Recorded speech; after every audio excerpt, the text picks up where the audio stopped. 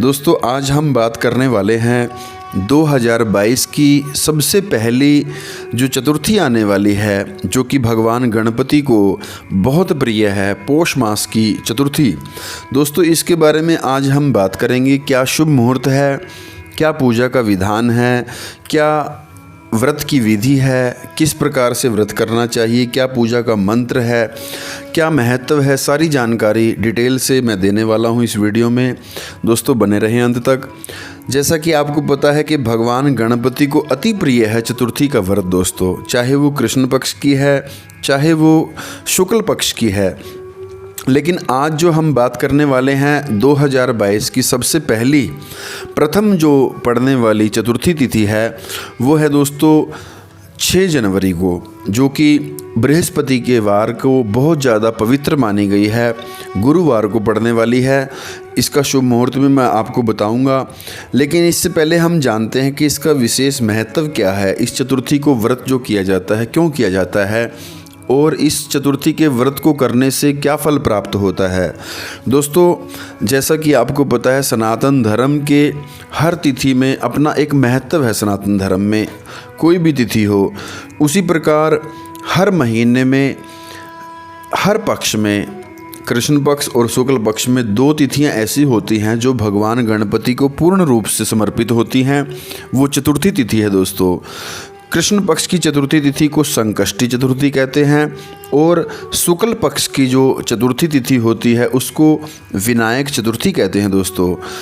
और जो ये अब की बार पड़ रही है पौष महीने की, पौष माह की शुक्ल पक्ष की विनायक चतुर्थी जो ये है, ये बहुत ज़्यादा महत्व रखती है उन सभी दोस्तों के लिए जिनके विवाह को काफ़ी समय हो गया है लेकिन घर में कोई संतान नहीं है। संतान प्राप्ति के लिए भगवान गणपति का ये व्रत करना बहुत ज़्यादा विशेष महत्व शास्त्रों में इसका बताया है दोस्तों। इसमें सबसे पहले मैं आपको बताऊं कि हिंदू धर्म के अनुसार दोस्तों श्री गणेश जी जो हैं उनकी उपासना करने से रिद्धि सिद्धि तो मिलती ही है, शुभ लाभ तो मिलता ही है, क्योंकि रिद्धि सिद्धि भगवान गणपति की पत्नी है। और जो भगवान गणपति के संतान हैं, जो पुत्र हैं, वो शुभ और लाभ हैं। तो भगवान गजानन जैसे ही आप उनका पूजन करते हैं, उनका व्रत करते हैं, तो वो तो प्रसन्न होते ही हैं, साथ में रिद्धि भी, सिद्धि भी, और भगवान गणपति के जो संतान के रूप में शुभ और लाभ जो हैं वो भी आपके घर में आते हैं, आपके कारोबार में बरकत करते हैं, आपके बिजनेस में, व्यापार में बरकत करते हैं। और जिन दोस्तों के यहाँ संतान नहीं है, भगवान गणपति उनके ऊपर कृपा करते हैं, उनके व्रत करने से वो प्रसन्न होते हैं, तो वो संतान प्राप्ति का भी शुभ आशीर्वाद भी प्रदान करते हैं दोस्तों। तो ये जो गणपति भगवान का विशेष व्रत है, इसको वो दोस्त ज़रूर करें जिनके घर संतान नहीं है, चाहे वो पुरुष हैं चाहे वो स्त्री हैं, वो इस व्रत को ज़रूर करें। भगवान गणपति की कृपा से उनको निश्चित ही संतान की प्राप्ति होती है दोस्तों। जो ये 2022 का पड़ने वाला पहला चतुर्थी का व्रत है, इस व्रत में सुबह क्या क्या क्या करना होता है, कैसे ये व्रत किया जाता है। सुबह प्रातः आप सूर्य उदय से पहले उठें। जैसे ही आप उठते हैं माता पिता को प्रणाम करें, उसके बाद शुद्ध जल में स्नान करना होता है। कोई तीर्थ है, कोई नदी है, पवित्र सरोवर है आपके पास तो उसमें स्नान करें।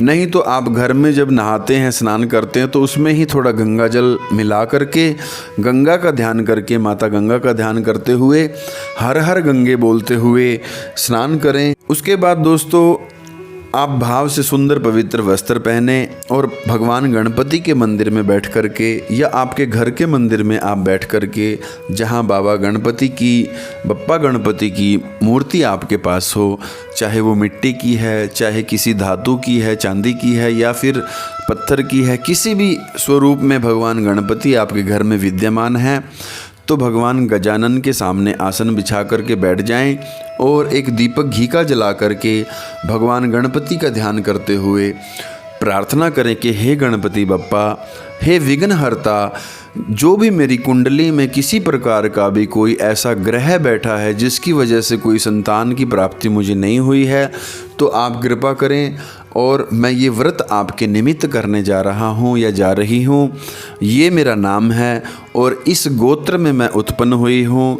जो भी आपका गोत्र है वो बोलें, या हुआ हूँ, आपका जो भी गोत्र है। यदि किसी को अपना गोत्र नहीं पता है तो वो बोले कि कश्यप गोत्र में हम उत्पन्न हुए और भगवान गणपति का आज पूजन और विशेष रूप से हम व्रत करने जा रहे हैं। भगवान गणपति हमारी पूजा को, हमारे व्रत को स्वीकार करें और प्रसन्न होकर के हमारी जो भी आपकी मनोकामना है उसका नाम लेते हुए कि हमें ये हमारी मनोकामना पूर्ण हो। इस प्रकार से भगवान गणपति का ध्यान करते हुए संकल्प करना चाहिए दोस्तों। संकल्प कैसे किया जाता है? हाथ में थोड़ा सा जल ले लें, राइट हैंड में, दाएं हाथ में थोड़े फूल रख लें, थोड़े चावल रख लें, कुछ दक्षिणा रख लें और संकल्प करें जो मैंने अभी बताया है। इस प्रकार भाव से संकल्प करते हुए भगवान गणपति का व्रत करते हुए ये विधि बताई गई है कि जिनको संतान नहीं है उनको संतान निश्चित ही प्राप्त होती है। एक और उपाय करने से दोस्तों, जो हम दूर्वा चढ़ाते हैं भगवान गणपति को, वो दूर्वा बहुत प्रिय है और वो दूर्वा चढ़ाने से वंश में वृद्धि होती है दोस्तों। तो 11 छोटी छोटी दूर्वा लेकर के, जो दूर्वा होती है, घास जो होती है हरी घास, उसको दूर्वा कहते हैं। तो हरी घास की आगे की कोमल कोमल जो अग्रभाग है, दूर्वा का आगे का भाग जो है, उसको तोड़ करके 11 छोटी छोटी नालियाँ जो होती हैं दूर्वा की, वो इकट्ठी करके मोली के धागे से लपेट करके 7 अलग अलग 11 उसमें वो डालनी है उसकी, और उसमें 7 ऐसी हमने एक गठरी बना लेनी है, पोटली बना लेनी है। वो भगवान गणपति को 7 अर्पित करनी है और बोलना है ओम गंग गणपतये नमः, ओम गजाननाय नमः, ओम वक्रतुंडाय नमः, ओम एकदंताय नमः, ओम लंबोदराय नमः। या आप ये सब ना कह सकें तो केवल ओम गंग गणपतये नमः ये कह कर के भी आप एक एक पोटली भगवान गणपति को चढ़ाएं। और जो घर में आपकी मूर्ति है उसका अभिषेक करवाया जाता है, जल से, दूध से, दही से, घी से, शक्कर से, शहद से, पंचामृत से स्नान करवाया जाता है। लेकिन एक बात ध्यान रखें, क्योंकि पंचामृत जब हम बनाते हैं उसमें तुलसी डाल लेते हैं, तो भगवान गणपति पे तुलसी नहीं चढ़ाई जाती। तो आप पंचामृत जब बनाएं उसमें तुलसी ना मिलाएं, भगवान गणपति को बिना तुलसी का ही आप पंचामृत चढ़ाएं। क्योंकि ये गलती बार बार बहुत सारे लोग करते हैं दोस्तों, ये नहीं करना चाहिए। भगवान विष्णु की जब हम पूजा करते हैं तब उनको चढ़ाना चाहिए।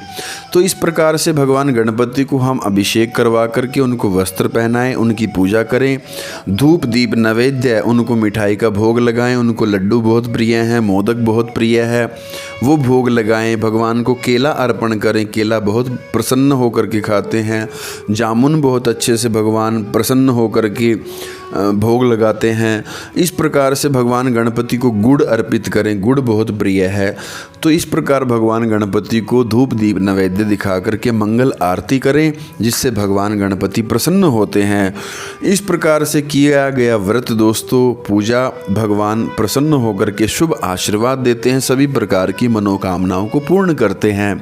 दोस्तों ये जो व्रत है ये फलाहार रह कर के व्रत किया जाता है। इसमें किसी प्रकार का भी आप पूरे दिन में मन में किसी प्रकार का ईर्ष्या, द्वेष, घृणा, लोभ, काम, वासना ये ना आने दें। भाव से भगवान गणपति का पूजन करें, व्रत करें। दोस्तों पंचांग के हिसाब से देखा जाए तो मैं आपको शुभ मुहूर्त बता देता हूँ। ये जो है शुक्ल पक्ष में अभी पोष का महीना चल रहा है। ये जो चतुर्थी तिथि है ये 5 जनवरी को दोपहर 2:34 पर प्रारंभ हो जाएगी और 6 जनवरी दोपहर को 12:29 पर ये तिथि समापन होगी। तो जो ये 6 जनवरी का दिन है 11:15 से लेकर के दोपहर 12:29 तक कर भगवान की पूजा अर्चना करने का बहुत ज़्यादा विशेष शुभ मुहूर्त है। इसके अलावा चौगड़िया मुहूर्त की अगर बात की जाए वो लंबा है, उसमें आप ज़्यादा ना जाएं तो अच्छा है। तो ये जो व्रत है दोस्तों ये 6 तारीख को रखा जाएगा, बृहस्पतिवार को। तो 6 तारीख को आप व्रत रखें, क्योंकि उगती हुई जब सूर्य उगता है उसके साथ ही जो तिथि उदय होती है उसमें ये व्रत किया जाता है। आप इस व्रत को करें और ये व्रत कम से कम 12 करें, साल में इसको 12 करना चाहिए कम से कम। दोनों पक्षों की करें तो ज़्यादा अच्छा है, नहीं तो आप महीने की शुक्ल पक्ष की जो ये विनायक चतुर्थी है इसको करें तो ये फल प्राप्त जो आपको करवाती है भगवान गणपति प्रसन्न होकर के आपकी सभी मनोकामनाएं पूर्ण करते हैं। दोस्तों, ये छोटी सी जानकारी मैंने आपके साथ साझा की। भगवान गणपति की कृपा विशेष रूप से आप सभी के ऊपर हो, ऐसी मनोकामना के साथ। और नव वर्ष की आप सभी दोस्तों को बधाई।